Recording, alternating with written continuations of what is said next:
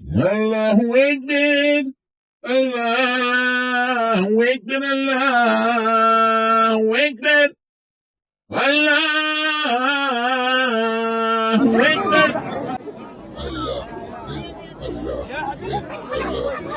Allahu Акбар. То, что в горах аварцы, нет, ослофилией занимались или ослозаврством, это лишний раз указывает, что там не было проституции и нету сейчас тоже.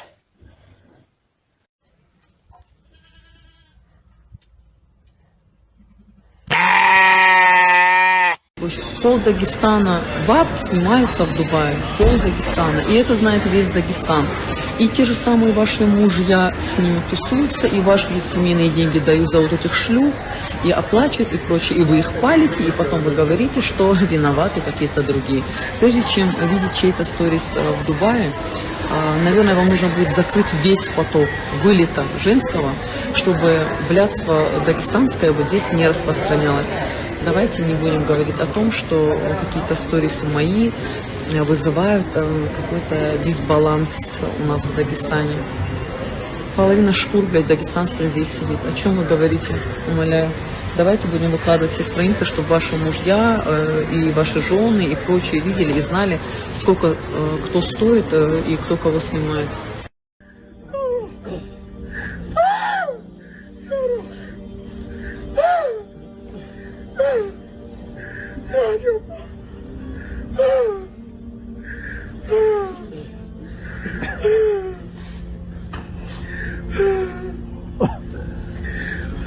Ты готов говорить обо всем прямо, недвусмысленно, в лоб? Махачкала сегодня является неофициальной столицей геев на Кавказе.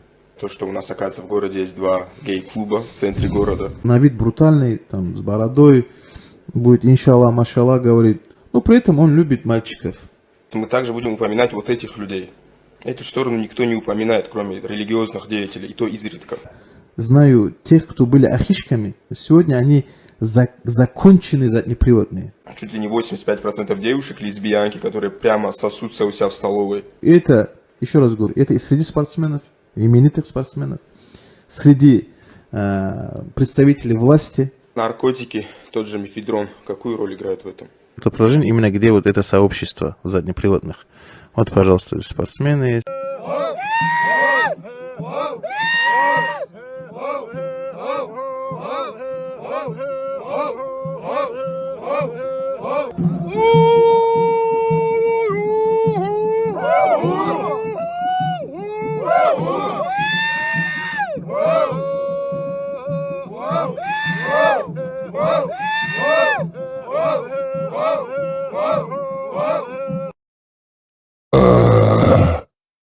Машдоуш ядыш.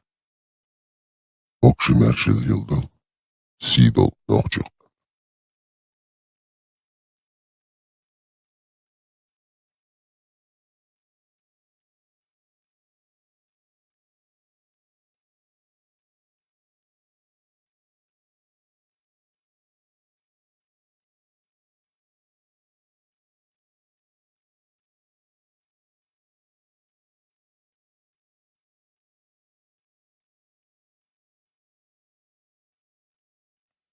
Dikmealış uçu.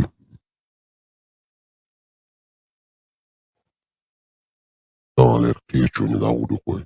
Dağım kula nakşı kovun payda ayılış. Dağ diknik böyle. Dağ mokşi merşi nakşı kam.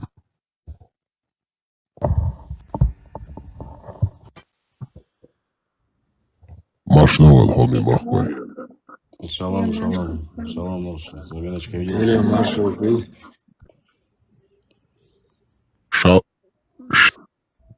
Шалом лекум всем нашим друзьям, особенно самым лучшим близким нашим яхудам. Любим, ценим, уважаем.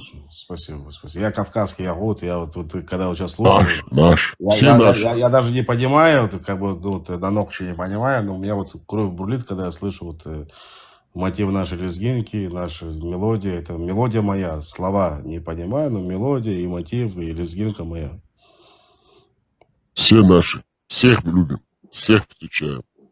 Всех встречаем, всех провожаем, всех привечаем. Ни с кем у нас нет вражды. Всех любим. Честных, добрых людей. Особенно людей доброй воли. Мы любим.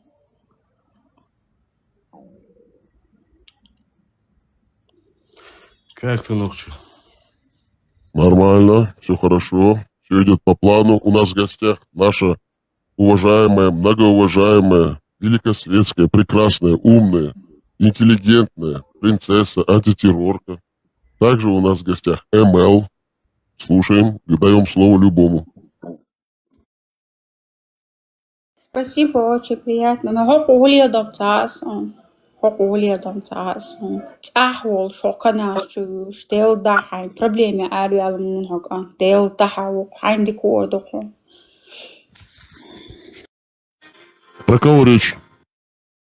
Премела. Все равно хули вы разные тем шмаю идти хотел.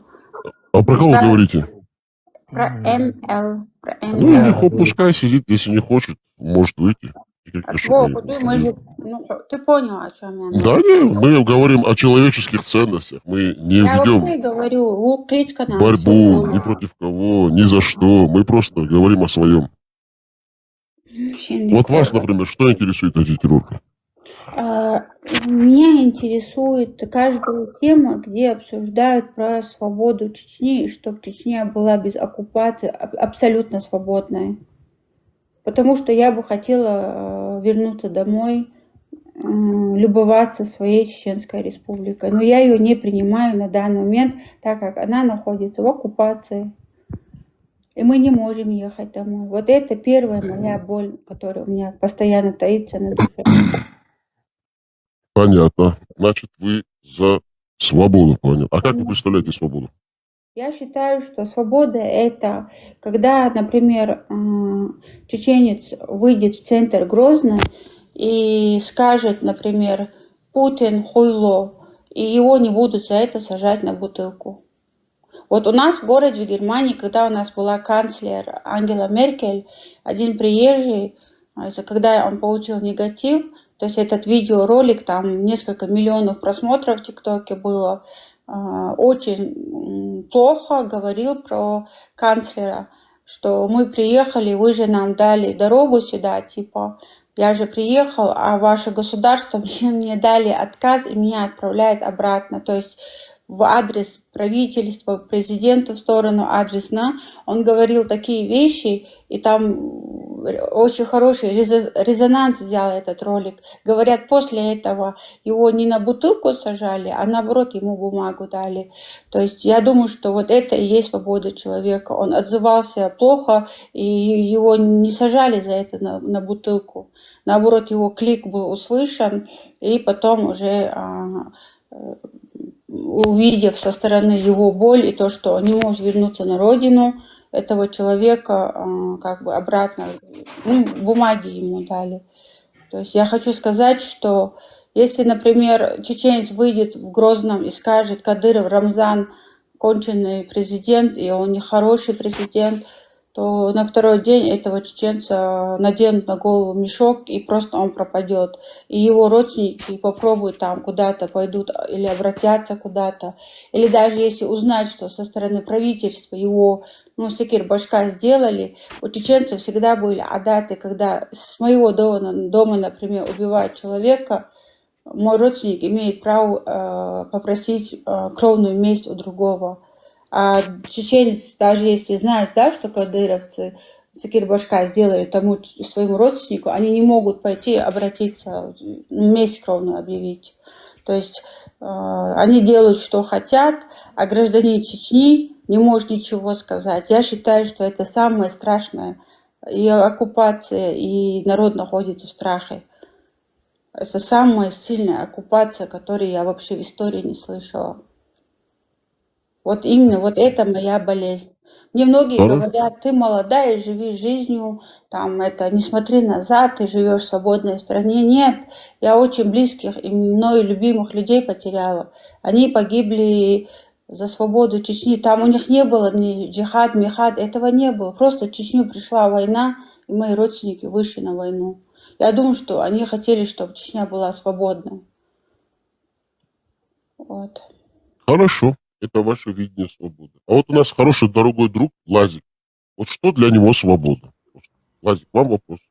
Вам слово. Ну, свобода бывает разная, но что, бывает свобода слова, свобода демократии, свобода всего остального. Свобода иногда путается, да, в чем-то. Вот у меня, допустим, вот все, что сейчас сказала Амина, Ну, я не у меня, путаю. у меня Я все знаю, прям, что я все говорю. наоборот Я про свою происходит. Чеченскую республику говорю, Лазик. Да, Я же не да. сказала про твой Израиль, Не, правильно? ну, Я про Аминочка, я свою же не говорю про Чеченскую тебя сейчас, республику я говорю о говорю. себе. Амина, я вообще, вот я ту тему, то, что сказал, я с тобой полностью согласен, то, что должна быть с этим не согласен, причем с другого. Он конкретно мне вопрос задал, как бы я рассказываю про свою свободу. Амин, это не касается к тебе. Вот здесь мы можем потом как бы сделать параллель, это другой разговор, да. А то, что я сейчас отвечаю на вопрос, это вообще к тебе не относится. Разговор. Я говорю то, что это, то, что... Всем привет. Всем привет, добрый вечер. Приветствуем наших гостей. У нас в гостях Маюш П1, а также Дини Дюнидар. Он тоже он кафир, он из ваших. Без разницы кто. Кафир, мафир, мусафир, мунафик. Без разницы. Мы всем даем слово. Лазик, ваше видение свободы. Что для вас олицетворение, воплощение свободы? Что для вас важно именно в свободе? Отвечайте, Вот если есть возможность. все. Есть вот опять же свобода, так как я, допустим, проживаю у себя здесь в стране. И вот здесь параллели какие-то я проведу, да, допустим, с тем, что Амина сказала, что ты можешь, вот у нас, допустим, дозволительно выходить на улицы там и с портретом своего же там президента, ну, премьер-министра в нашем случае, да, у нас здесь парламентская такая республика. И получается, что вот могут поставить фотографии, где его вешают там, да, или какую-то виселицу. Это такие радикально левые люди. Вот я, допустим, против такой свободы. И они нормально, они после этого поедут домой, как бы покушают, попьют, там, и завтра встанут, и они очень много денег здесь зарабатывают. И вот наши леваки, они прям такие, они богатые люди. Мы их называем цфоним, вот, Маечка знает, не даст собрать. Это люди, которые здесь прям хорошо сидят, скажем так, с хорошими зарплатами и так далее. Вот я, допустим, в таком случае я против такой, не то что свободы, я против такой демократии, скажем. Тут надо какие-то поправки установить в демократии. А по поводу свободы, ну, конечно, хочется жить в такой демократической стране, как я проживаю, но здесь все равно надо какие-то поправки, наверное, устанавливать. Потому что прям не до такой степени, да, чтобы все это происходило. Что можно выйти как бы там с виселицы и там повесить куклу как бы своего же премьер-министра. А то, что у вас происходит, это вообще это уму непостижимо. Там у вас даже это не то, что оккупация, как бы оккупация, да, там в любом случае оккупация уже много-много лет назад, да, эта оккупация происходит. Это не сегодня, это не при Кадырове произошло. А это просто полоумный диктатор, как бы, да, диктатор, там диктатура. Диктатура, ну, такая внутренняя диктатура, как бы, в регионе оккупантов, скажем так. Он же чеченец сам по себе, да, это тоже Кадыров у вас. Там во главе в любом случае сидит кто-то с вашего народа, как бы. Сидит диктатор. Диктатор. Надо, как бы, я думаю, начинать с того, что как-то свергнуть, наверное, эту диктатуру, а потом уже как бы бороться против оккупации. Ну, это надо делать поочередно, как я это вижу. Как-то я так, да, ответил, да, ночью? Очень хорошо ответили. Обожаю вас слушать. Просто, как говорится, мед для моих ушей. Обожаю вас слушать. Ну, у тебя тоже голоса, когда меняются, честно, и так тоже нормально. Да, у нас в гостях наш армянский друг, великомученик, представитель армянской апостольской церкви. Настоящий или бывший? Не дай бог. Я ассириец. Не дай бог мне... Все. Прошу прощения. Накажите меня, пожалуйста, по шариату 40 палок. По попочке. Понял. Я, господин ведущий, я хочу благословить по воле... Благословите. Я хочу благословить этот эфир по воле матери всех правоверных мусульман, халифы, во имя осла, сыра и свина Гурыла. Экбер! Ну, понятно, принято. Мы уже чувствуем вот это вот божественное ощущение, вот именно как снисходит на нас божеская милость. Мы сейчас вот купаемся в божественной вот этой вот ванне, нирване, которую вы нам отправили. Спасибо вам. Ну, я тебе сейчас... Да, говорите. Говорите, Лазик, мы вас слушаем. Ну хорошо, давай тогда дадим слово Маюш. Вот что она думает? Вот для нее что такое свобода? Любая форма свободы. Что для вас, Маюш, вообще свобода? Так, секундочку, я отойду, потому что вы тут делали урок. And then you have a 5 minutes. Не, And если вы не then можете take a говорить, break. можете не говорить. Нет, я быстро отстреляюсь и дальше. Что такое свобода? Ну, свобода – это очень относительное вообще-то слово и действие, да. Там, где начинается моя свобода, заканчивается для кого-то она, и начинается совсем другое. Ну, по идее, смотри, свобода – это когда я могу жить в той или иной среде, в которой я себя чувствую в безопасности, в которой я себя чувствую желанной, в которой я себя чувствую желанной, я имею в виду, как гражданина, как человека, в которой я не боюсь говорить ни на русском, ни на арабском, ни на иврите. И что за это мне никто не даст. Пропал от вас. Окей. И за это я не получу в зуб. Свобода перемещения нет. Я не могу попасть туда, куда бы я хотела в Израиле, потому что у нас есть определенные места, в которые нельзя желательно заезжать евреям, израильтянам. Свобода моего мышления. Меня никто не может хоть как-то ограничить в моих высказываниях в ту или иную сторону. Моя свобода мышления для меня очень важна, потому что, ну, как бы, если мне закроют рот, то, наверное, мне легче будет, скорее всего, закончить с собой. А что еще, что такое свобода?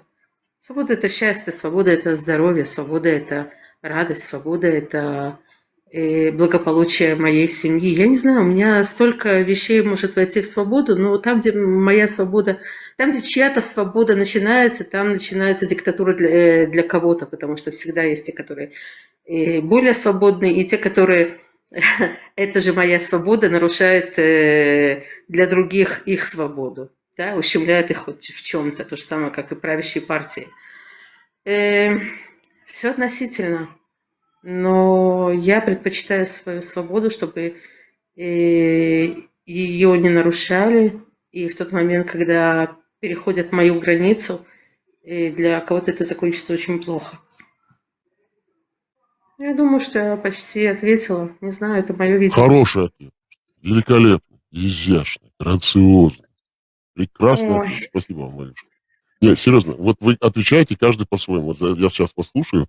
У каждого свой какой-то ответ, и у каждого свое какое-то вот именно чисто свое какое-то видение свободы. А в принципе вас всех объединяет именно стремление к свободе.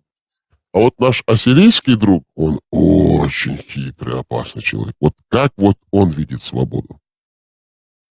Да я не опасный, я вообще пушинка. Особенно... Ну давайте тогда, рассказывайте свою легкую свободу.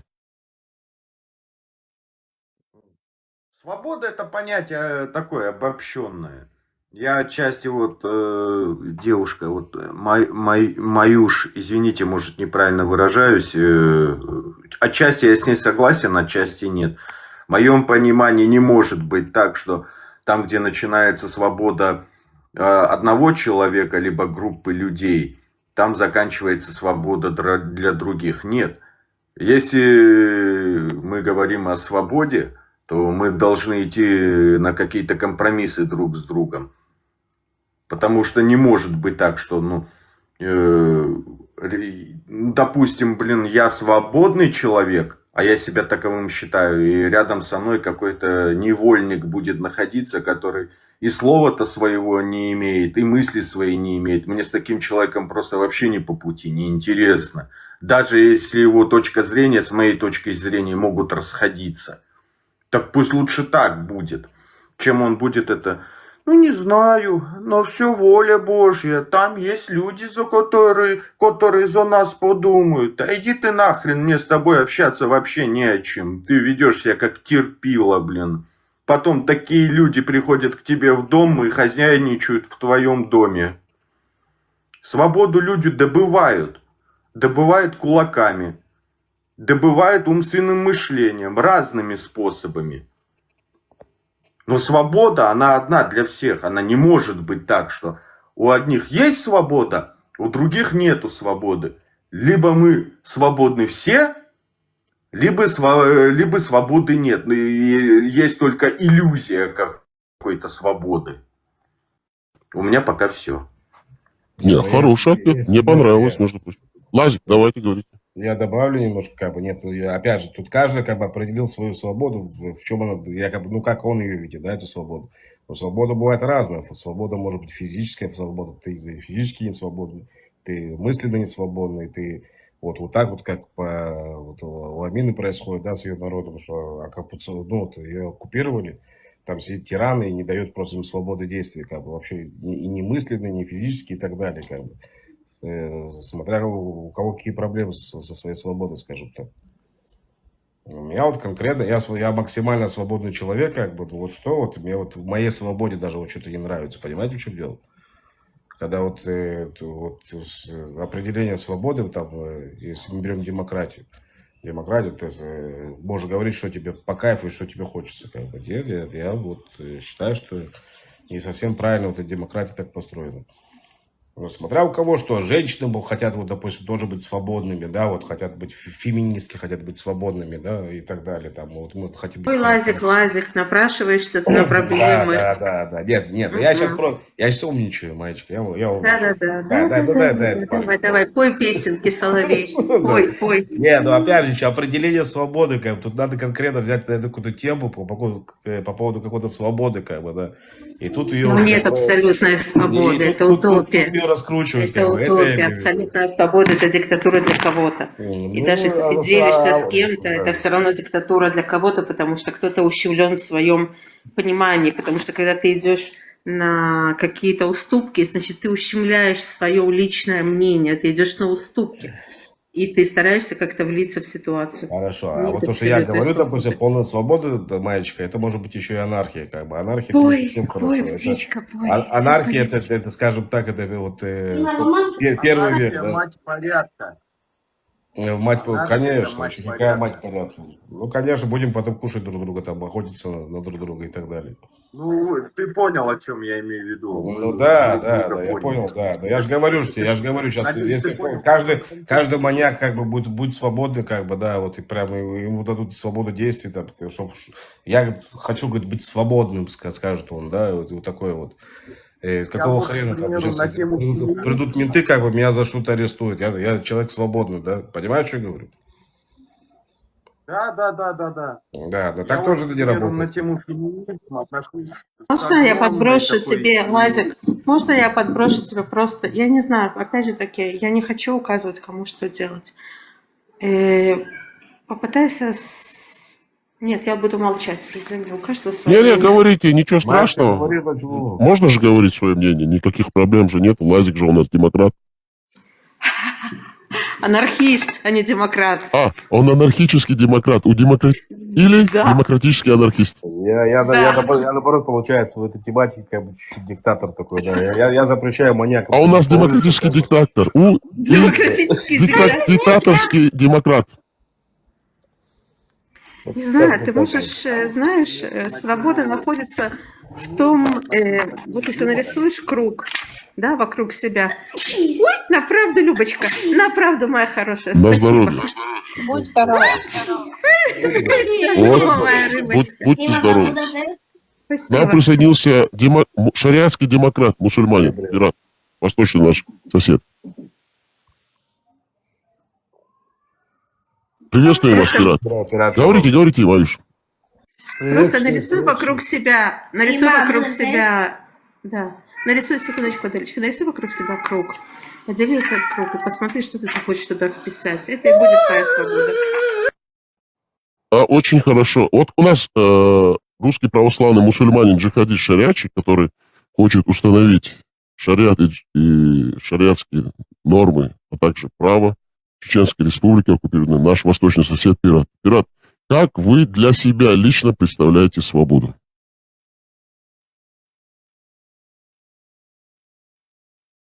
Пират, вы будете говорить? Пират сейчас консультируется со своими кураторами, думает, что бы сказать там мусульманам. Кстати, я очень Смотрите, а знаете, что я сделал, Лазик?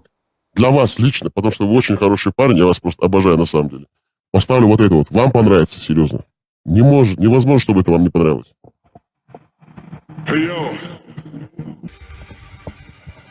Во-первых, спасибо, братан. Но это какой-то ремикс такой кабардинки был. Пускай.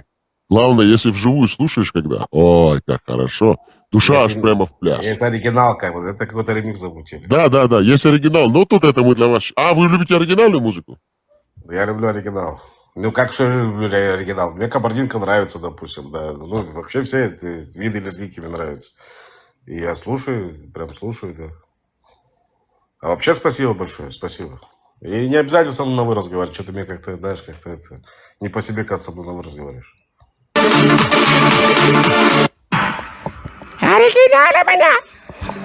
Шибри-бри-баба, шибри-бри-баба. Очень хорошие слова. Но вы не понимаете, поэтому я не буду вам говорить. Лазик, для тебя, дорогого нашего брата молочного, встань. Спасибо, братуха, спасибо, брат, спасибо. Лазик, а можно вам вопрос? Вы такой, знаете, все равно хороший собеседник, я обожаю с вами беседовать. Вот, например, что для вас важно в жизни? Я для вашего покорного слуги, а я являюсь таковым на данный момент, важно мое личное благосостояние, вкусно поесть, хорошо поспать в хорошей теплой постели, погулять где-нибудь, посмотреть, конечно, хороший пейзаж, на хорошие города, архитектуру, иметь в кармане очень много денег, и чтобы на счету было очень много денег, чтобы не было в голове таких проблем, как заработать денег. А что для вас важно? Я сначала по-еврейски задам тебе вопросом на вопрос, сколько тебе лет? 16. Ну, тебе не 16, тебе чуть больше, как бы, ну, скорее всего, младше меня. Для меня вот на сегодня, вот у меня было вот такое же вот желание, как бы вот так вот жить. Вот сегодня, когда у меня, вот, дай бог моему ребенку здоровья, как бы ценности семьи были, да, всегда, вот, семья, всегда вот, для меня семья была очень важна. Но эта семья, как бы, я имею в виду до того, как я женился, да. А после того, как я женился, у меня появился ребенок. И просто... А вы успели развестись, Лазик? Успел. Поэтому такой женоненавистник.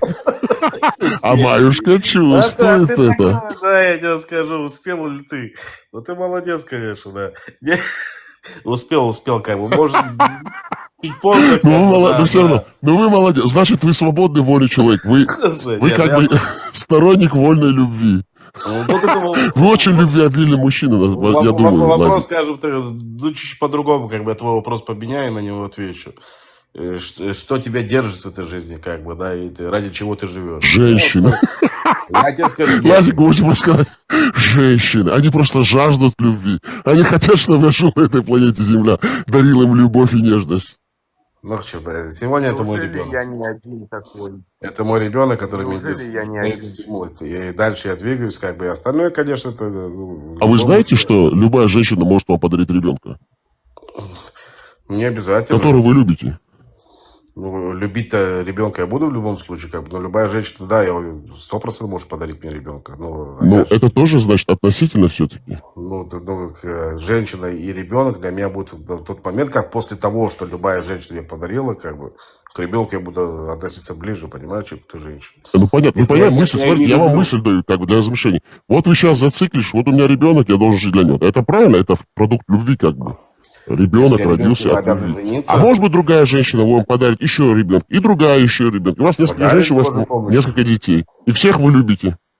Детей-то я всех буду любить, понимаешь? Я вот что говорю. А вот женщину не обязательно, что всех женщин я буду тех любить. Как не обязательно? Нет, я тут не согласен. Надо их любить. Не, но если физической любви, это другой разговор. Как бы. Ну, конечно, если называешь это любовью, да, опять же. Хорошо, а что для вас любовь?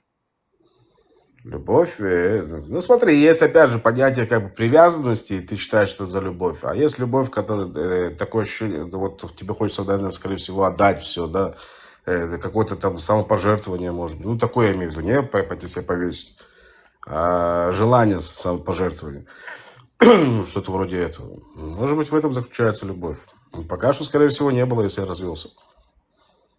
Значит, у вас как-то не полностью сформировалось чувство любви. Вы еще не разобрались в любви. Ну да, ты, скорее всего, уже разобрался, так понимаю. Я думаю, что да.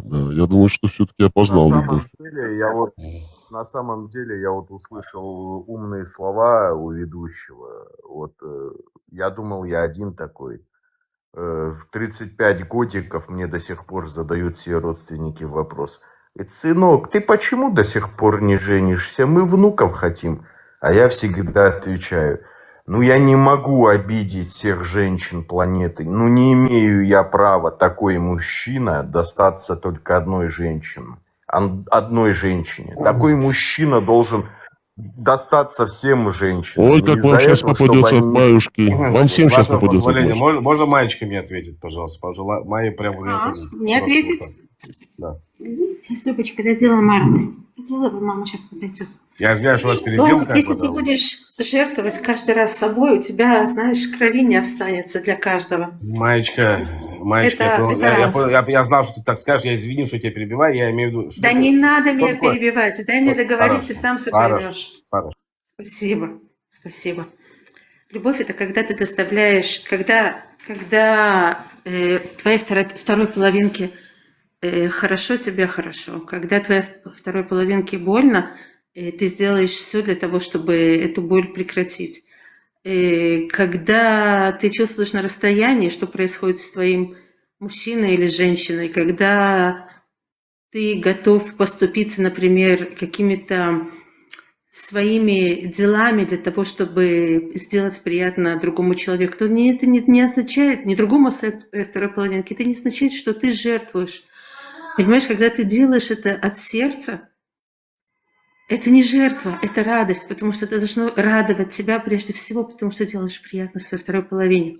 А если это идет из-за твоей жертвенности, потому что я должен пожертвовать, потому что я должен, нахер кому нужна такая любовь? Это не любовь. Это приносить себя в жертву на алтарь вот этого непонятно что. Согласен. Опять же, поэтому никогда не говори, если для тебя отношения... Не перебивай меня. Аделечка, секунду, не перебивай. Если отношения для тебя являются жертвой, выйди из этих отношений, закрой дверь и побудь чуть-чуть с собой, чтобы переосмыслить свое мировоззрение. А тогда, когда ты почувствуешь, что для тебя отношения – это радость приносить для кого-то счастье и радость, для тебя это прежде всего радость, то это уже что-то наподобие, это уже любовь. А подстраиваться под друг друга, это не сам... И когда подстраиваешься, ты делаешь это из-за понимания. Когда ты понимаешь, это не чувство жертвенности. Когда ты жертвуешь, Лазик, в конце концов терпение лопается. Это же образно сказано, Маечка, это не буквально как пожертвование. Когда ты говоришь образно... В конце, когда будут происходить у тебя... Скажи, пожалуйста, почему ты меня любишь перебивать? Извини. Почему ты любишь перебивать? Я ведь тебя не перебивала. На жертву, больше этого делать не буду. Я ради тебя иду на жертву. Мне не нужна твоя жертва, не перебивай, когда я говорю. Не буду перебивать больше, я тебя жертвую. Все, я все объяснила. Не кричи. Понятно. Лазик, хорошо. Видите, как интересно? Сразу женщины подключаются. А вот для антитеррорки, например, что такое любовь? Антитеррорка, что для вас любовь? Я пока не любила, поэтому у меня нет ответа. Как вы не любили антитеррорка? Это что такое? У вас есть дети? Да, есть. Детей люблю. А значит, вы рожали не любя?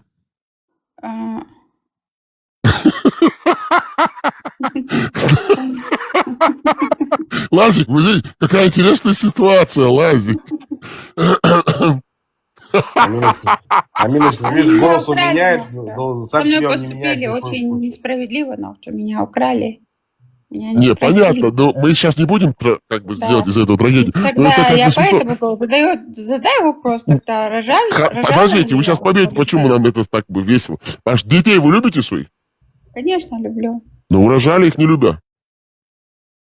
Нет любимого человека, да. Понятно. А как вы можете их любить тогда, детей? Объясните, как это у вас получается? Потому что ребенок, когда находится под сердцем матери, она уже его любит, не видя его. Это философский подход. А вот лично для вас, в чем заключается любовь к вашим детям? Ну, я даже не знаю, я люблю их как мать и как своих детей, и все. Даже не знаю. Хорошо, хорошо. Ладно, ладно, будем как бы... Ну, у нас нету выхода. В любом случае мы У принимаем меня ваше... тоже А что для вас любовь? Если, смотри, любовь ты имеешь в виду, вот насчет, смотри, есть любовь к матери, есть любовь к родителям, да, вот к детям, к себе. Ты вот по отношению с мужчиной, если спрашиваешь, и его у меня не было, чувак, окей? А к женщине? Ну, да, я люблю Видите, женщин. любовь бывает разная. Мужчина может любить Ну мужчину, да, а женщина женщину. и такое бывает, да. Не спорю я с тобой. Вот это А если да. серьезно ответить, вот честно, Ногти, у меня, если честно, я всегда хотела Значит, это до почувствовать. этого времени Как вы же не это серьезно, да, бывает? отвечали? Вы играли нами. Вы всегда шутили, обманывали нас, бедных людей. Насчет чего? Подожди, Насчет всего. подожди, где я Сейчас вы обманываю? честны на 100%?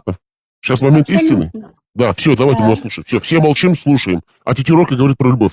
Самый момент истины. Честность. В ней проснулась честность. Слушаем вас. Ну, ты задай вопрос, я буду отвечать, окей? Что такое любовь для вас? Опять же, Лично. смотри, если ты насчет, который бывает между женщиной и мужчиной, я тебе честно отвечу перед всеми. Я не знаю, что это такое, правда. Хорошо. Вопрос навскидку. Вы знаете, что такое джихад? Ну, по-моему, это когда человек идет Вы на любите джихад? поле битвы, чтобы Вы любите умереть там джихад? ради кого-то. А Тетирорка, вы любите джихад? А ты не задал правильный вопрос. Ты должен был сказать, что такое маленький джихад, и что такое большой джихад. О, вот это да, правильно. Ну да. Ну видите, вот Тетирорка говорит, я не знаю, что такое любовь. Это очень странно. Она рожала детей и как-то не познала чувство любви. Ни к мужчине, ни к Человеку женщине, ни нет. к своим ближним. Человеку нет. А вот детей Очень люблю. плохо, между прочим. Мне Я как бы знаю. чувство сострадания к вам есть. Потому что когда наступала ночь, я плакала. Вот смотрите, любовь — это такое чувство, на самом деле. Любить. Просто любить и быть Я любимым. знаю. Ой, как Я это же не красиво. Вы тупая. просто не понимаете. На Я крыльях просто знаю. летаешь. Нету крыльев, но кажется, что есть крылья. Как говорится, хотя это такие слова, но вот такое чувство, вдохновение. Кажется, что все по силам. Хорошо. Нохчо, можно я вопрос тебе задам? Пожалуйста. Вот смотри, Пожалуйста. за тебя Задайте, решают... пожалуйста, ваш вопрос. Хорошо. За тебя решают твои родители, и которые ты вообще не видел, даже на свидание не ходил, да? Просто сажают в машину и приводят к тебе домой девушку, которая старше тебя на 14-15 лет, и говорят, вот, Нохчо, она твоя жена, прошу любить и жаловать. Ты смог бы ее полюбить? Да, Жить я с бы ней любил сегодня? всем своим сердцем. Неистово любил бы. Ну, значит, мы с Проникновенно. тобой очень разные, чувак, извини. Лазик, вам слово. Миночка, он троллит, Миночка. Но если Да ты я прям... поняла, Да, поэтому я но не если сдаюсь. перейти на серьезный разговор, ты говоришь сейчас о влюбчивости. Если влюбчивость, то, что ты прям летаешь, и там все такое, у тебя там все распахивает, и ты там... Знаешь, какой прекрасный день. Ты видел этот мультик с беглой собачкой и зонтиком? Как этот мультик назывался? Маечка, ты должна мне что-то напомнить. Ну, неважно. Я не знаю, я занята. Ой, какой прекрасный день, зонтиком такая подпрыгивает там и все такое. Это называется, скорее всего, влюбчивость. А любовь... Лазик, я думаю, что он мне сейчас Ты ее познаешь как через 2-3 года, 4 года, может, через 5 лет. Наверное. Если Но Нохчо мне вот только твои что ответил твои нечестно. крылья как бы не обрезались, да, вот до этого момента, скажем так. Наверное. Я Ты всегда не честен смог- со своими ты не друзьями, смог бы слушателями. полюбить. Я всегда Ты не честен. смог бы ее. Ты не Я смог бы ее полюбить. всегда честен со своими друзьями, Хорошо. слушателями. Опять задаю Смотри, вопрос. день, не пень, а Девушку, день. Вот которую тебя ты отпечаток. никогда в глаза не видел, да, и старше тебя 14-15 лет. Абсолютно разное мировоззрение. Как Мировоззрение. мировоззрение. Да, по характеру, да, вот по всему вы очень разные, да, и ты не ходил к ней на свидание, как бы у тебя нету чувств, ничего, но твои предки старшие решают, что вот она будет твоей женой. Понимаешь, насильно мил не Супруга. будешь, невозможно полюбить, вот так, она не работает так, понимаешь, Нохчо? Не Понимаю. говори, что я вру, это я совершенно честно все говорю. Я понимаю. Я когда-нибудь вас обвинял во лжи? Вы сказали все, что это что-то говорила. Не, я вас Бацер когда-нибудь в Барба. этом... Я когда-нибудь ставил под сомнение то, что вы говорите? Не, честно, давайте. Нет, ну вот Никогда. то, что ты сейчас чуть раньше Я очень сказал, уважительно и немножко. почтительно отношусь к вам. Хорошо, взаимно. Да, все. И что вы хотите услышать вот на ваш вопрос? Это вопрос был или вы просто объясняли ситуацию? Да, вопрос был. Вы правда Вопрос. смогли бы вот так спонтанно взять Конечно, и смогу любить. Просто проникся Ну, бы значит, чувствами. Я бы сказал бы, любят какой тоже прекрасный по-разному. человек. Не видя меня, любят. пришел ко мне, чтобы дать возможность себя любить мне. Такую услугу мне оказывает, что дает возможность себя любить. У меня она мне дает это привилегия себя дать любить. Но это же прекрасно. Я бы любил бы. Окей. Можно вопрос? Да. Человека, которого ты никогда не видел, ты бы смог полюбить? Конечно. Потому что если человек, которого я никогда не видел, приходит ко мне, чтобы дать мне возможность себя любить, это же он мне привилегию какую-то дает. Я должен быть наполнен этим чувством любви, потому что этот человек пришел и говорит, не видя тебя тоже, я хочу, чтобы ты меня любил. И я начинаю любить. Я проникаюсь чувством Если он любви. тебе не симпатичен никак, Мазел? вот ни физически, Мама. ни голос, ничего, вот абсолютно не симпатичен. Мастьямну. Ты смиришься с этим? Физически может быть человек не нравится это, да, правильно, правда. Но со временем он может победить чувством, именно своей чувственностью, интеллектом, манерой поведения, как он к вам относится, как общается. Маюша, не верь, так не работает, поверь мне. Работает. Бывает Есть же такое. такая Ты оперная знаешь, пьеса даже. есть такие пары, у которых это, извини, что я тебя перебила. Есть такие пары, в которых это работает. Есть такие пары, в которых это работает, но в большинстве своем это 50-50, я не знаю, как это сказать. 50 на 50. Не, ну да, ты меня понял. Все меня поняли. Да. Не совсем Есть еще точно. такая пьеса, где есть чудовище и красавица. Видите, это из жизни Да, взято. сказка такая. Да, есть, да, фильм. да. Почему сказка? Вы вообще, Это не сказка. как можно не верить в сказки? Мы все должны верить в сказки. А там еще такая песня красивая. Очень. Ты про новую, да, последнюю, которую? Песня очень классная, да. Мне тоже она нравится. Нет, ну вообще это классика, это песня вообще. На английском языке?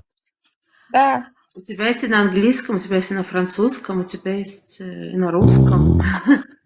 Все песни красивые. Вообще, знаете, песни всегда красивые. Если хорошо их написать, музыку, аранжировку. Любая песня – это универсальный код общения между любыми нациями. Без песни, без искусства, как говорится, нельзя. Жизнь просто пуста. Согласна. В песне ты можешь выразить, даже если это будет на любом другом языке, который я не понимаю, можно выразить чувства, любовь, горе, печаль, счастье. Для этого не Да, нужно- хотя если так задуматься, то это просто набор звуков. Ну что, а Да. чё до Ниадаром никто не общается? С кем? А он не говорит. Я ему давал возможность, мы давали ему возможность, но он молчит. Что его Может, интересует? это дорога? Понимание между не говорит и не перебивает совсем разное, а возможно... Чего? Вам слово. Все молчим. Наш гость. Все, говорим. Тогда Слушаем начну вас, с самого говорите. начала, если хотите слушать. Начну с самого Давайте, начала давайте. стрима.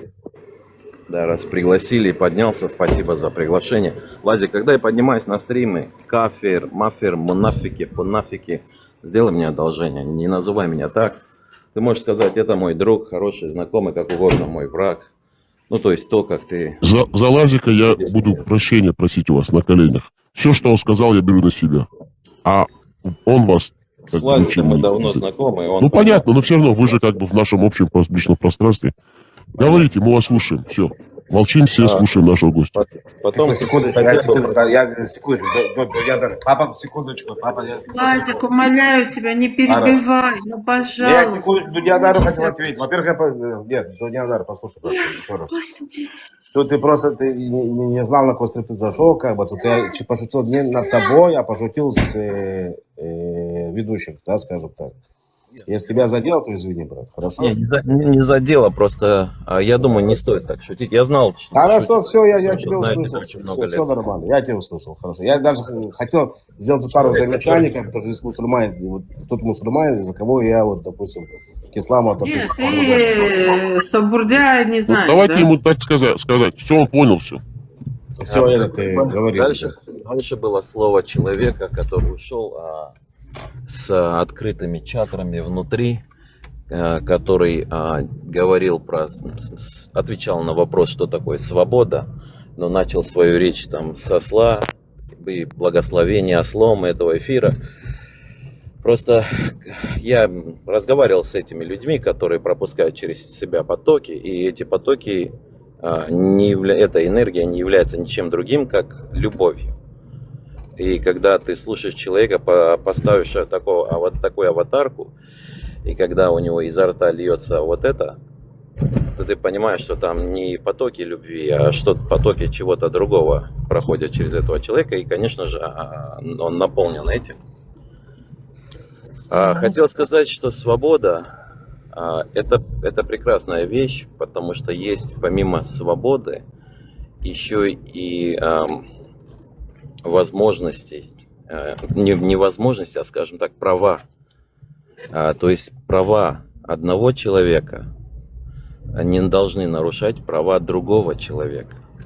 В свободе должен быть баланс. Человек может желать себе все ресурсы мира, но он на это право не имеет, потому что есть и другие. И когда человек открывает свой рот, как в данном случае сделал этот гость, ваш друг, я не оскорбляю его, он нарушает права, скажем так, другого человека, например, меня. Я верующий человек. Для меня это очень оскорбительно. Когда он называет это тир пилами, мир пилами, я называю это выбором. Это право человека и свобода выбора. Я выбрал, и кто-то, говоря о правах, говорил таким вот. Этот человек сам не понимает, о чем он говорит. Я в этом просто уверен. И еще, когда добавляет туда, что с помощью кулаков, когда ты говоришь с помощью кулака, это уже нарушает права другого человека. Это говорит о том, что один в этом мордобитии как минимум будет поражен. То есть его права будут нарушены. Именно идеальной модели, где у каждого будут скажем так, равноправно раскиданы права, я еще не встречал. Ну, действительно, я этого еще не встречал. Это утопия. Извините, такой. Можно назвать это утопией. Я называю то, где мы сейчас живем. Вот это действительно утопия. А то, о чем я говорю как бы о вещах, которые возможны. Я думаю, что если в нашей вселенной существует высокоразвитая цивилизация, то именно с помощью этого они добились своего технологического прогресса.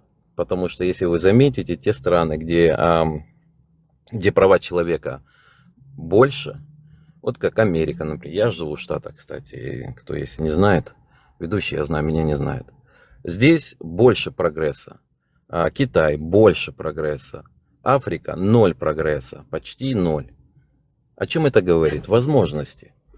Я думаю, что когда будет все раскидано так, чтобы везде было, ну хотя бы более-менее для начала, именно чтобы цель была поставлена таким образом, чтобы мы прорвались через вот это вот непонимание и несвободу, то тогда это все получится. А потом еще, Фатима, салам алейкум. А потом еще это самое. Хотелось бы сказать, ребят, если стрим ни о чем, то он скучно, здесь и люди собираться не будут. Хотел бы вопрос задать вот ведущему.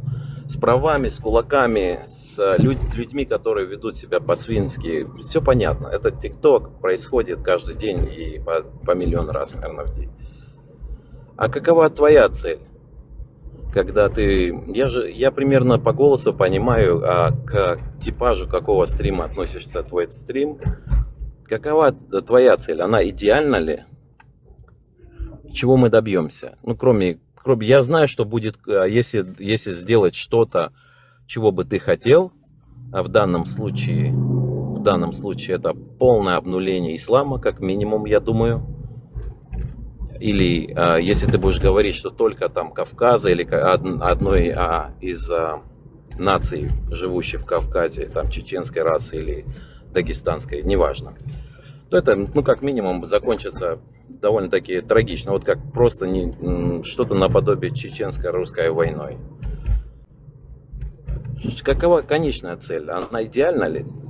Или мы просто здесь собираемся, чтобы послушать разных людей и, конечно же, даем слово, не закрывая рты, не останавливая тех людей, которые нарушают права и выбор других людей, оскорбляя.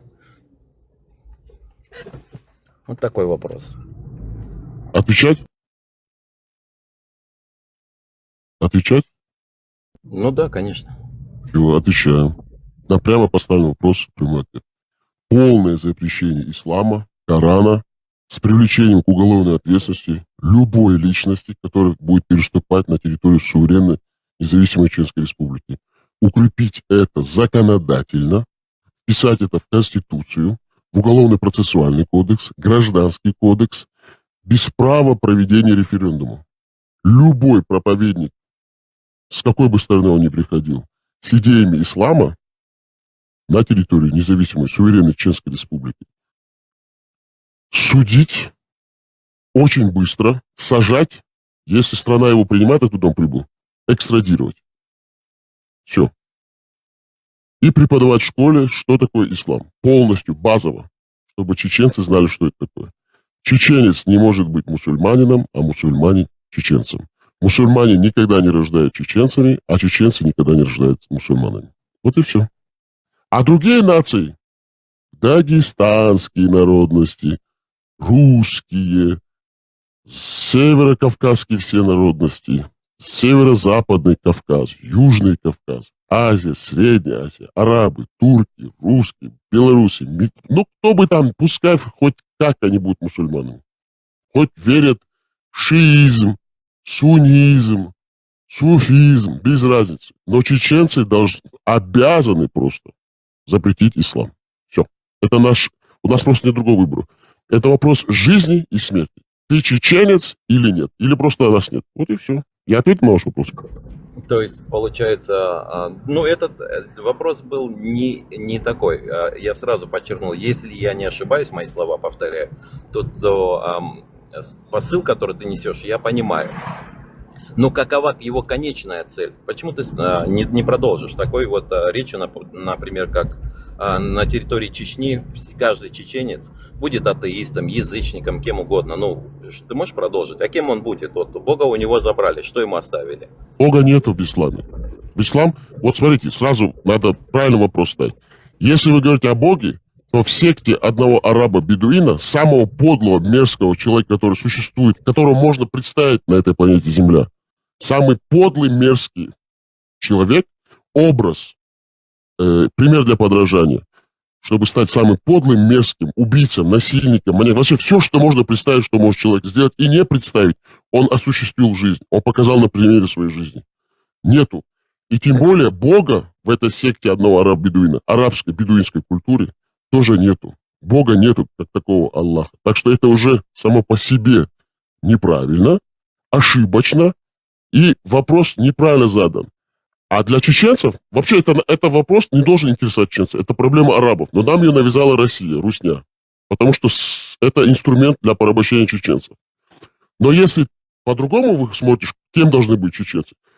Такими же чеченцами, которые были в 16-17 веке, до прихода русских, начала массовой экспансии на Северный Кавказ после наполеоновских войн 1812 года. Просто быть чеченцами. Зачем мне, вот я чеченец, зачем мне верить в арабские сказки, в русские православные, греческие, там, римские, египетские? Я чеченец, я ни во что не верю, я верю в себя.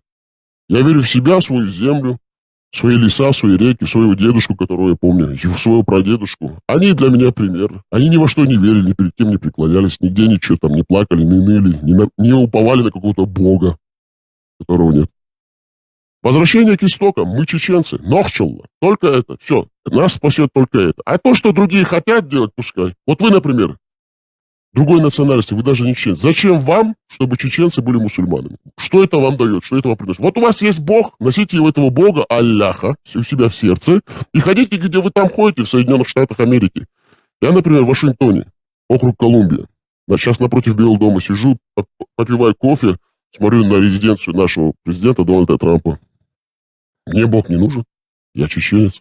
И меня не интересует, есть ли у кого-то в сердце Аллах, верит ли он в Аллаха, поклоняется ли он ему, читает ли он первую суру Аль-Фатиха, эту первую суру 7 аятов. Мне абсолютно наплевать на все. Каждый пускай живет свою жизнь, но ко мне, в душу и на мою территорию, в мое культурное пространство никто не имеет права лезть. Вот и все. Вот вам зачем, чтобы чеченцы были мусульманы? Вот вам встречный вопрос. Можете ответить?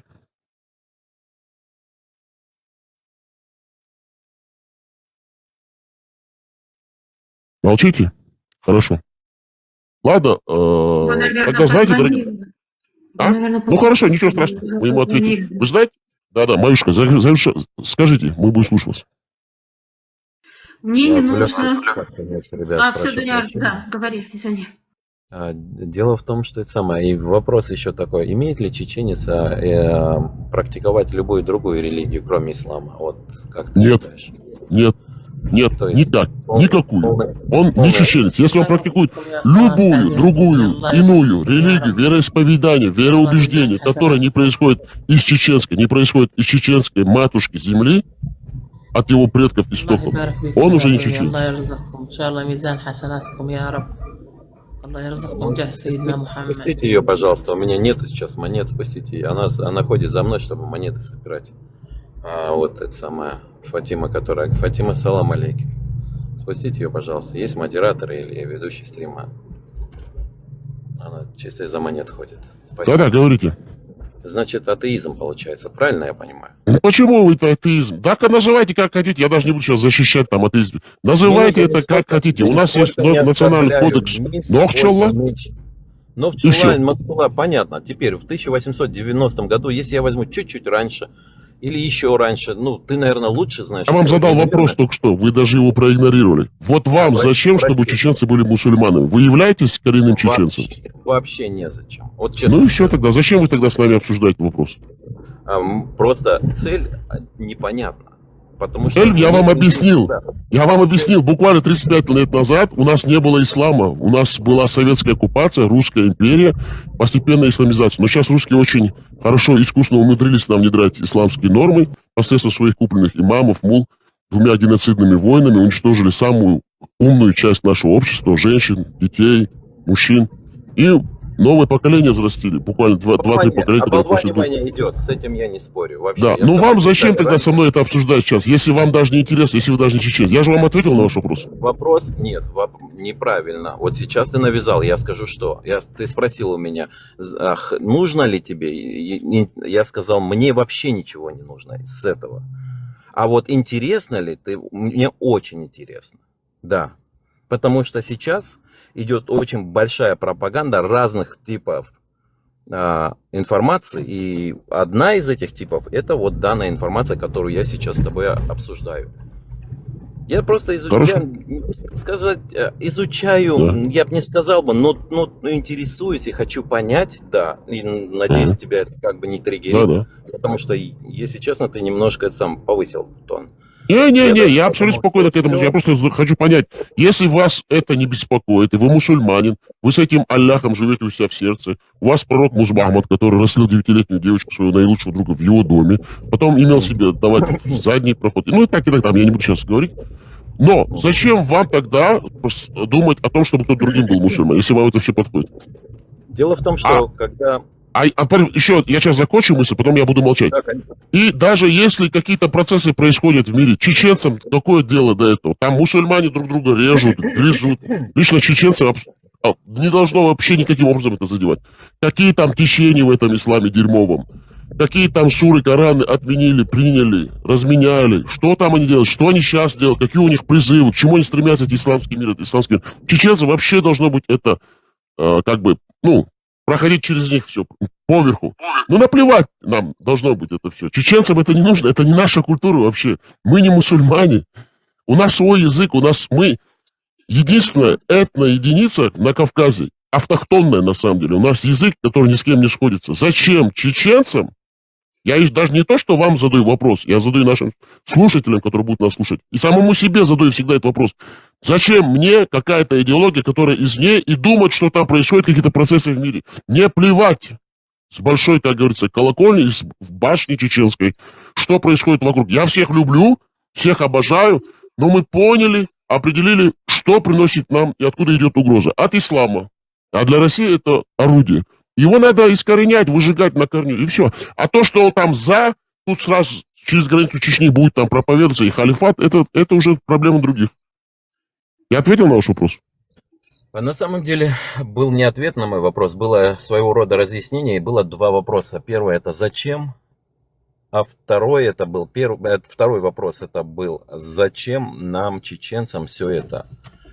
Что там даже, пускай происходит с мусульманскими народами, это был второй вопрос. Первый вылетел из головы, если честно. Так вот, на второй вопрос я бы хотел ответить. Ваше изъяснение мне понятно. Это сейчас вы только, скажем так, укрепили мое понимание в данной теме этого стрима.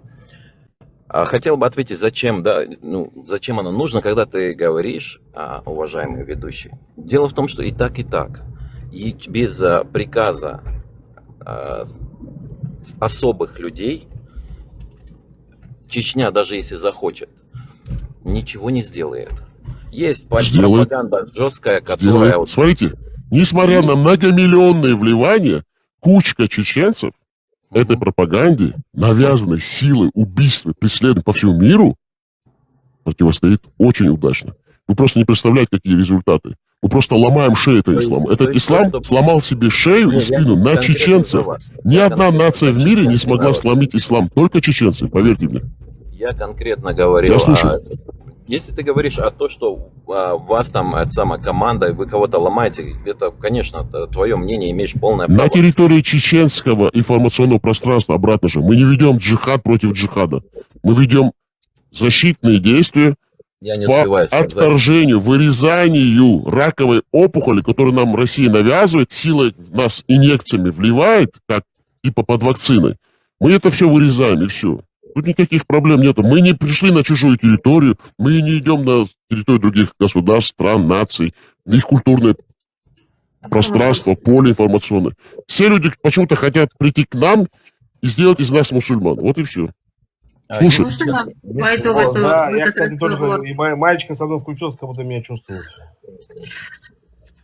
Короче, что сказать, когда несколько лет Чечня находится, я с тобой, как я сказал, толерантен в том, что Чечня управляется полностью. Допустим, если как мусульмане должны были защитить братьев-мусульман, такое явление, как в Мьянмаре случилось, ты с ним знаком, когда да плевать мне на Мьянмар с большой башней. Вообще, какого хера мне нужна? Мне не... Я как есть вам скажу, она мне ни в какое ухо не прет, это Мьянмар. Ты замечаешь, не плевать на это. Третий раз. Я серьезно я говорю вам? Без шуток. Я вообще максимально откровенен с любыми слушателями. Я абсолютно, как человек, сострадаю проблеме горю людей. Как человек. Чисто человеческий. А с религиозной какой-то стороны вообще мне плевать на все это. Это их религия, пускай что хотят, то и там делают. Нет проблем. Имеешь полное право на это. Я не знаю, зачем ты меня перебил с этим. Скажем так, твое мышление мне понятно. Я не просто слушаю, я еще и слышу человека. Но что я хотел сказать, если я спрошу тебя, скажи, пожалуйста, вот давай простой вопрос. Что я хотел сказать 3 раза подряд? Я именно об этом хотел просто сказать и пошли бы дальше. Ты не сможешь ответить, это риторический вопрос. Все из-за того, что ты перевел. Твое мнение ты можешь объяснять мне вечно, но я скажу тебе честно, оно мне понятно. Я тоже с тобой откровенен. Мне не интересно, будешь ты мусульманином. Мне не интересно все это или не будешь. Я никогда в жизни своей не был мусульманином. Никогда. Серьезно я говорю, без шуток. Я никогда не был мусульманин, никогда не верил в этого Аллаха. С малых лет, даже когда слушал людей, думал, что это за говно вообще такое же? Как они это могут верить и навязывать другим людям? Твое мнение, ты имеешь полное на это право. Понимаю, верю. Так вот, если сказать, что чеченцы подорвались и помогли одной или другой теме, где страдают мусульмане, такого не было. Чечня подорвется лишь только по приказу. Так работает система, и это не только в Чечне, чтобы чеченцам не было обидно. Это правда. Сколько там чеченцев погибло в Сирии? Ну, серьезно. В Сирии, потому что был приказ, внедрения. Какой приказ был? Игиловский приказ? Чей приказ был? Путина приказ был. Был приказ Путина. Они поехали воевать за Россию. Они поехали воевать во имя... Идеологически подняли людей. Идеологически подняли людей. Лазик, зачем ты споришь? Лазик, ты со мной споришь ни о чем сейчас. Его мозг ему приказал. Поверить в это, что надо пойти умереть. Кто приказал? Лазик, вот я тебе объясняю. Вот есть, например, Израиль, да? Есть, например, в Дербенте живут евреи. И тут начинается геноцид в Дербенте. Да. Вот представь, да, твое государство не вмешается, вообще ничего не сделает. Ну, там куча людей соберется, народ выйдет на улицу, там тоже, как в Чечне произошло, но не вмешается. Хотя она довольно-таки сильная держава, потому что имеет непосредственные, очень близкие связи с Соединенными Штатами. Ну и, само собой, с НАТО. То есть повлиять на это возможно с легкостью, остановить как минимум. Я уже не говорю прийти туда и всем дать просто, хороших прям. Ассоциация, я не понимаю, честно, не Ассоциация тем, что мы говорим совсем о другом. Мы говорили о том, что... Дело в том, что ведущий говорит, как мне наплевать, Чечня не должна вмешиваться где-то что-то, когда происходит с мусульманами. А я говорю, что Чечня и так даже захочет, не вмешается. Она полностью под контролем, где я с ним солидарен. Так, их забрали оттуда ради халифата, ты понимаешь, в чем дело?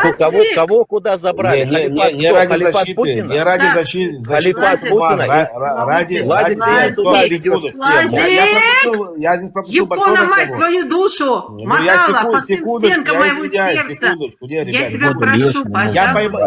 Я вас слушаю последние... Ты слушаешь, но не слышишь. Я много чего не услышал. Ты не слышишь, о чем сейчас речь. тоже я слышу, вот и на это я даю ответ. По поводу конкретно чеченцев, когда они поехали в Сирию, они поехали туда, эти чеченцы, строить там халифат. Они поехали защищать никого. Это был комментарий, на который не нужно отвечать.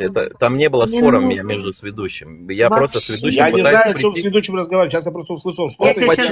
Почему-то ты не знаешь, а он знает. Вот мы нет, с ним куда-то придем. Я хочу с ним прийти. Я сейчас говорю, как ислам мешает, допустим, вот конкретно тот ислам. Опять же, нет твой ислам, как ты Лазик, ты можешь замолчать, ты увел не в ту степь. Лазик, дай мне Хорошо, Лазик молчит. Не нервируй ты меня. Все, хорошо. Скажи, ведущий, а есть ли возможность такова, что, вот, допустим, если мы возьмем религиозное понимание и святость, есть ли понимание того, что, например, наподобие твоего стрима, как, на сегодняшний день это стрим, на те времена, когда жил пророк, мир ему, были такие же люди, которые верили во что-то свое. У них было там, я не знаю, что угодно, и какой-то идол, какие-то другие понимания ведущих. И вот эти же люди и предавали нашего пророка, и понаписали вот все эти грязи, откуда мы, в принципе, можем несомненно, как ты, несомненно, убеждаешься в том, что это грязь, это не святость. Я тоже вижу, что педофилия никак не может связываться с... Я с тобой толерантен здесь, видишь? Она не может связываться. Неужели ты не рассчитал то, не учел такой возможность того, что даже на сегодняшний день, когда мы видим, есть какие-то правдоподобные хадисы и неправдоподобные хадисы. Неужели ты не учел такой возможность, что предали его? Давай возьмем чуть-чуть назад, возможно ли вообще предать пророка? Мы вернемся чуть-чуть назад в христианство.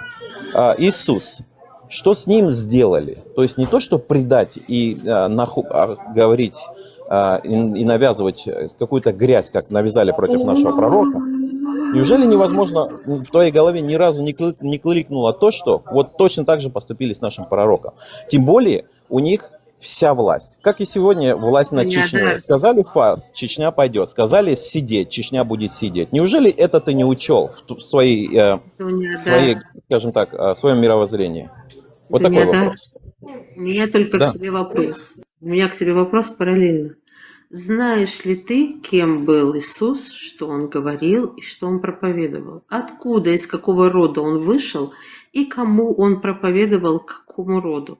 Ты это знаешь? Ты знаком с этим? Если мы можем об этом говорить, сказать, что я ученый. Давайте я ему отвечу. Да, Маюшка свой вопрос озвучила. Я отвечу как чеченец. Мне ни Иисус, ни святой, ни Музмамад. Музмамад — это значит член по-чеченски. Член Магомед, потому что все крутится у него вокруг полового органа. Ни Магомед, Музмамад, ни святой, и никогда им не будет, потому что он растлитель малолетних детей. Ни Иисус, это ваши проблемы ближневосточные. Я против евреев ничего не имею, я их обожаю. Это их пророки. А арабы пристали к этим пророкам еврейским и хотят их у них отобрать. В своего PDF-файлах, навязывая им, говоря, что он оттуда. Евреи же вам говорят, что он вообще никакой связи не имеет с евреем. Я не знаю, почему арабы навязывают своего этого развратника похотливого, их евреям. Ты не отвечаешь на мой вопрос. Я отвечаю, я тебе отвечаю. Мне не интересно. Меня вообще не волнует. Я не спросил, тебе интересно я даже не хочу разбираться. Предали. Я знаю, что это все. Я знаю. Я отвечаю на ваш вопрос. Вы идете вслепую. Я отвечаю на ваш вопрос. Коран, Камасутра не является священной книгой. Ни один хадис не является священным. Ни один шарх на хадис не является священным. Все там про детородные органы, про маленьких мальчиков, про маленьких девочек, про то, как забирать людей в рабство, как их продавать, как их уничтожать, как их резать, как убивать, как подло с людьми поступать. Я все это знаю. Зачем я сейчас вам по памяти сура аяты буду говорить, вы будете их читать? Сура 76, аят 19, сура 9,5, сура 55, 22. Говорю тебе, возможно, что там были Вот смотри, вот ты для меня сура 3350, сура 4,23. Что вам еще нужно? Я наизусть этот Коран знаю. Там нет ничего святого. Я из-за вас, таких как вы, мусульман, был вынужден всю жизнь изучать вашу религию, не то что религию, человеконенавистническую, фашистскую, ксенофобскую идеологию, которая уничтожает все человечество, чтобы вам объяснять вашу же секту, чтобы вас просвещать. Ты не объясняешь нормально. Ты не учитываешь, что там были подлецы наподобие, допустим, тебя. Вот пускай ты будешь подлецом. Хорошо, ладно, все, я понял, с вами бесполезно говорить. Я вам отвечаю как чеченец. Мне не интересен ислам, и он будет запрещен на территории Чеченской Республики. И из умов чеченской нации, тех людей, которые говорят на чеченском языке, он будет выжжен полностью. Все, давайте одним словом, Маюшка. Да, конечно. Да, а что он подгорает, Майя? Обрати внимание. А вопрос, на который я задал, он не ответил. Он не учел, что в те времена были такие же люди, как он и ему подобные. Нет, послушай меня. Почему он не учел? Он же с логикой дружит, Майя. Почему он не учитывает? Послушай Да, меня. Когда мы говорим о слове «свобода», да, с самого начала весь разговор ведь крутится вокруг слова «свобода». Тогда, когда ты начал навязывать ему, свое мнение, свое мышление, а он отбивается от тебя, и причем переходит уже, знаешь, от отбивания в нападание. Нападение. Поправьте меня, если я неправильно сказал. Вопрос был очень простым. Подожди. Да, конечно, Майя. Это все равно, что ты мне сейчас, как израильтянка, иудейки, начнешь сейчас говорить и толкать, меня переносить в ислам. А я тебе скажу, ты знаешь, что, оказывается, в Коране вся устная Тора.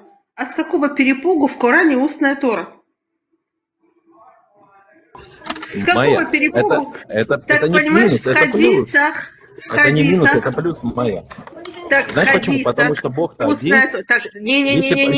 Если бы они еще вообще не схожи были бы, вот тогда... Не говори сейчас ничего, понимаешь? Получается так, что ты мне навязываешь свое мышление, свое видение, а я говорю, оставь меня в покое, живи как ты хочешь, живи. Вот только не лезь ко мне, вот здесь мой забор, вот здесь твой забор. Я тебя уважаю, потому что ты такой. Потому что мне нравится тот человек, которым ты являешься. Мне нравится твоя доброта, твоя сущность, да? Но я прошу тебя, пожалуйста, не навязывай мне свое видение твоей религии. Не хочу. Я хочу с тобой дружить без религии. И я не хочу, чтобы ты навязывал мне эту религию для своего государства. Я сказал ему, если я не могу об этом говорить с тобой, твоя тематика мне известна, я понимаю тебя, я честно уважаю каждого мнения. Атеист тоже имеет право. Я за него на том Правильно. свете ни за кого отвечать не буду. Но Правильно. он сказал, нет, если тебе интересно. Я говорю, да, мне интересно, можем мы общаться? Я спросил у него, я не навязываю, Майя. И вопрос был так. Я у него поинтересовался, неужели ты не учел, что были подлецы? Вот ты Не себя переживайте, ведешь как дорогой друг, вы должен всегда это- будете здесь желанным гостем. Я всегда буду вам почему он давать слово, не должен это переживайте. учитывать? Ты не знаешь о Спасибо, Иисусе ведущий. ничего. Ладно, Майя, не навязывай мне. Понимаешь? Но мы не разговаривали с тобой об Иисусе, чтобы так вот делать такие, знаешь, оценки. Леонард, можно я тебе один вопрос Давайте, задам? конечно. Да, по очереди. Все, Можно? но только без обид. Очень прошу, пожалуйста, Всё. без обид, потому что я не Мы пытаюсь с только кем-то тут все поругаться. друг Нет, друга ведущий знают, ведет себя является. очень адекватно по отношению к Да. уважению к собеседнику. Абсолютно. Обожаю. И О, проявляю то же молодец. самое. Я жестко ему говорю, вот смотри, ты для меня, это мое мнение, и как ты против моей святыни, это твое мнение. Мое мнение, ты подлец, но ты можешь представить хотя бы на секунду, что были подлецы и в то время? Неужели там все святые были? Тем более, я возьму маленький пример, мы уйдем от этого. Возможно ли, посмотрим, хулить на пророков, то есть играться с волей Творца? Возможно. Смотрите, что с Иисусом сделали. Да и Моисею народ сразу не отдали. И не то, что не отдали, а пошли следом, чтобы уничтожить там всех.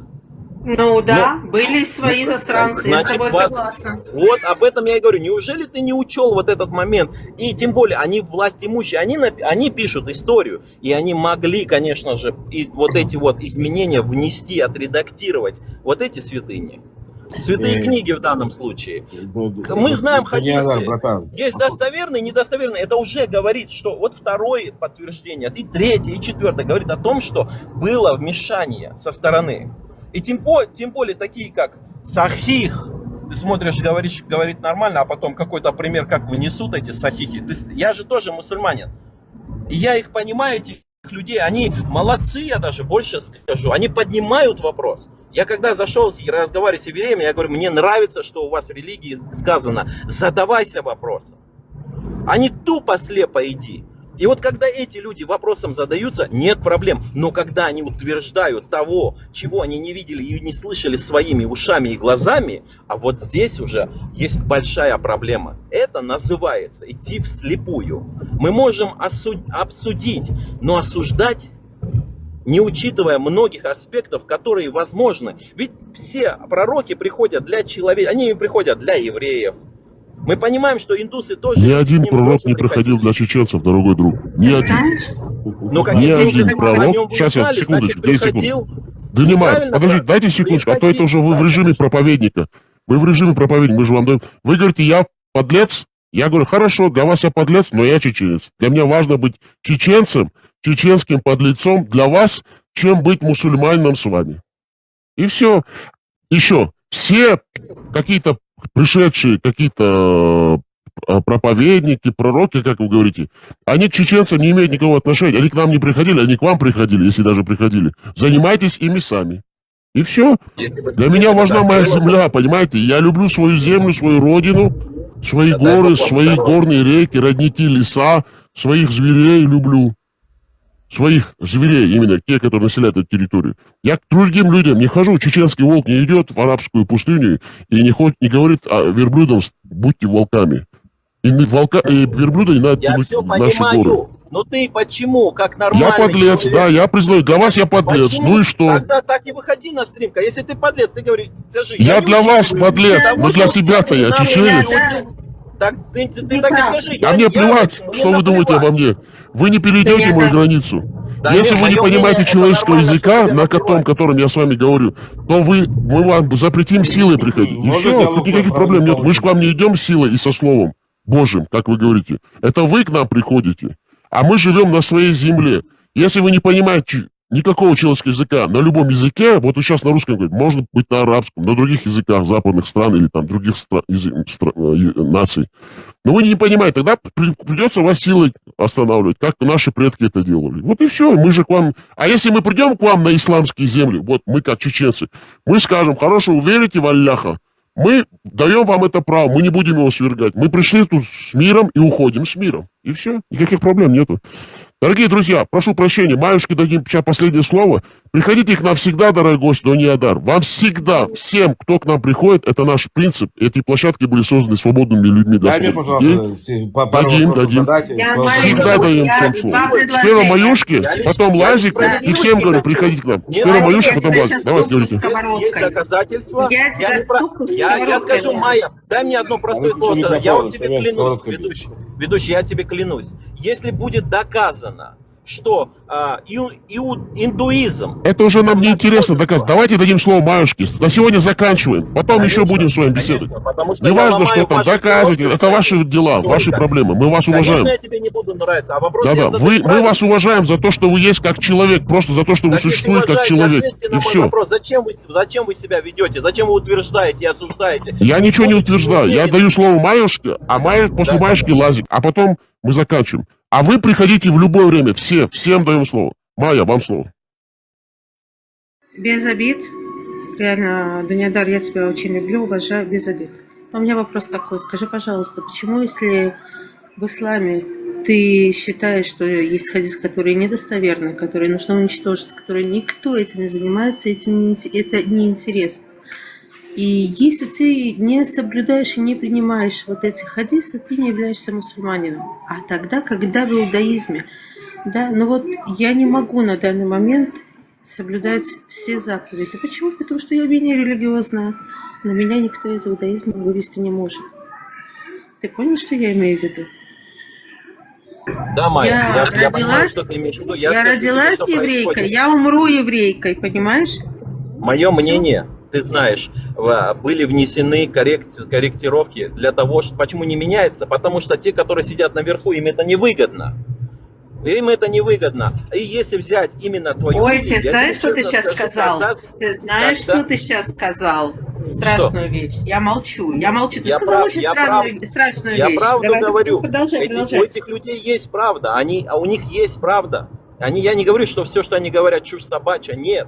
Я понимаю их хорошо, но они ведут себя неправильно. Справедливость должна быть. Если ты за чеченский, если ты, например, переживаешь за еврейский народ, да, так будь справедливым. Не говори, мне наплевать на всех остальных. Какая разница, чеченец? А нырни еще глубже. Мы все упремся Хочешь, я тебе скажу? Я тебе отвечу честно. Ты знаешь, мне по барабану, что происходит с другими народами. Я тебе сейчас скажу, как геополитик. Мне по барабану, что происходит, пока это не затрагивается интересы моей страны. И только там, где угнетают несчастных людей, угнетают людей, да, и делают геноцид, там меня интересует. Понимаешь? Но я тебе еще раз говорю, когда идет геноцид и когда касается моей страны, только там мне интересно. Все остальное меня не хватит на всех. А тебе разве неприятно смотреть на меня, которому не наплевать на твой народ, на чеченский народ? Давайте Лазику слово сейчас дадим. Переходит в дискуссию религиозную. Мы заканчиваем. Ты меня услышал. Все. Да, Маюшка, она правильно все сказала. Я поддерживаю Маюшку полностью. Лазик, вам слово. Скажу по главе мне дашь, Маечка. Смотри, Дунядар, понимаешь, вот, ну, как я это услышал, опять же, я пропадал здесь с эфира, как бы, почему-то выходил в магазин, я вас не слышал, я извиняюсь, может, где-то я не в тему что-то сказал. В конце вот сейчас вот то, что сейчас происходит, я уже понимаю, о чем идет разговор. Смотри, что, вот, как я это вижу, что Нохчи пытается тебе объяснить. Вот мы, проживая здесь, вот, что, со времен Авраама Авину, как бы, ну, про отца нашего Авраама, который там уверовал в Всевышнего, монастырской веры и так далее, как бы, мы оставили это у себя дома, здесь внутри, проживая здесь на Ближнем Востоке. Мы здесь с этим жили, и ни с кем с этим не делились. Те, кто были до этого, кто были при нас, как бы язычниками, так, в принципе, и оставались. Потом приходит Иисус, наш же еврей, как бы, получается, понимаешь, в чем дело? И проживая здесь на Ближнем Востоке, он тоже это не разносил по всем. И кто-то решил там принять и назвать его там христианином и так далее. Не знаю, как это пошло дальше. Короче, оно ушло куда-то там, я не знаю, какие-то европейские части там Земли, там по другой, по той или иной планете. Ну, как по нашей всей планете. Ты не забывай про то, что мы как бы это не разносили. Мы оставили это дома в семье, да, ты вот не забывай это. И тут приходит пророк Мухаммад, да, вот, опять же, для меня это историческая личность, я ни в коем случае никогда в жизни не скажу, что он там педофил и так далее. Я буду задавать, да, вопросы, я буду задавать вопросы другим мусульманам, которые мне рассказывают, что вот вы все плохие и так далее. Я буду задавать какие-то наводящие вопросы, ты меня слышал, Дунядар. Ну, да, вот ради таких, как ты, допустим, мусульмане, как я их знаю, да, вот ради других мусульман я никогда в жизни не буду употреблять такие слова. Для меня, Спасибо. для меня это чисто историческая личность, понимаешь?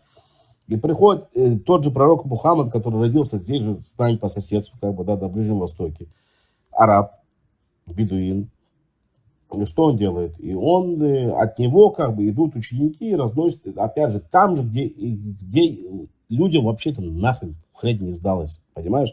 И тебе, кстати, тоже, да, получается, я не знаю твои корни, как бы, да, ты прям столько лет назад. Но ты понимаешь, в чем разница между вот этими нашими религиями? И теперь, когда ты говоришь, что вот постоял пророком, что-то приходило, почему я должен верить в то, что Мухаммад принес какую-то истину и взял и рассказал мне, что все, во что ты верил, а ты это придумал в то, что ты верил, как бы, ну, если сейчас скажешь тебе еврей-атеист, скажешь, что это все придумано, да, было. Неважно, что бы мы там с этим ни делали, придумали мы, это не придумали. Авраам Авину услышал, как бы, да, про отец услышал Всевышний, не услышал. Что бы ни было, это было наше, в нашей семье, как бы.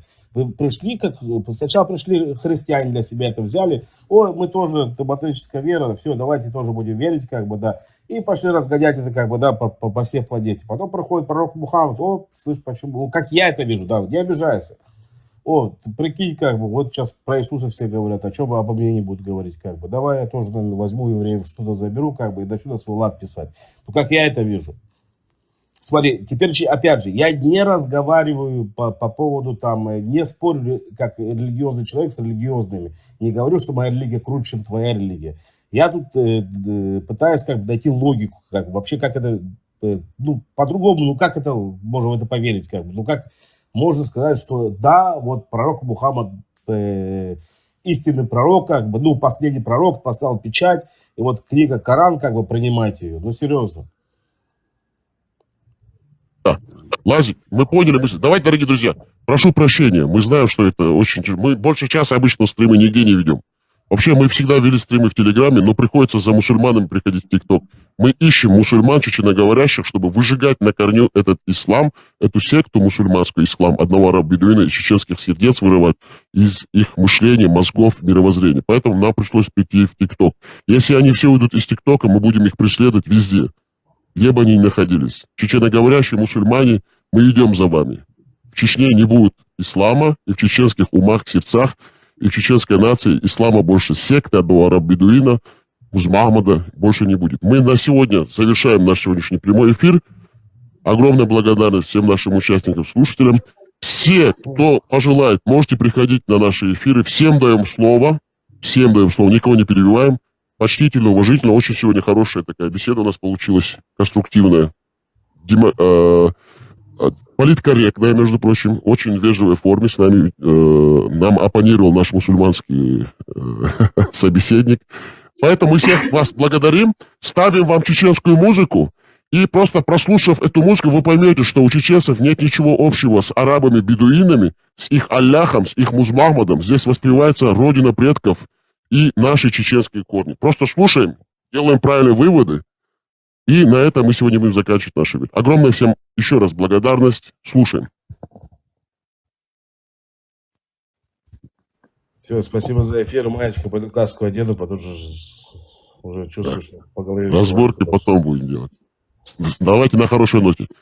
Всем желаю добра, мира, любви. Только любя. Все хорошо. Приходите к нам все. Всем даем слово. Будем защищать только чеченское. Никому не идем, ни против кого пропаганду не ведем. Всех любим, уважаем, но всегда будем защищать свое чеченское. Чечня была, есть и будет свободным, независимым, суверенным государством, а чеченцы являются автохтонами Северного Кавказа и двух сторон этого большого, могучего Северокавказского хребта. Шумасере Адикюэль, Маршаль. Маршал. Марша.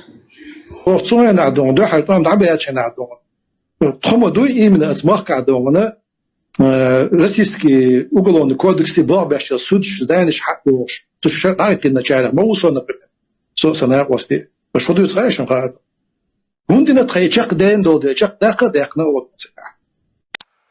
So даяхтиш, из-за кого даяхтиш, самосях статьяю, зудри бао, божи бао, центр бао, юбога, самосях шер андухалошел, баон шедук векутя.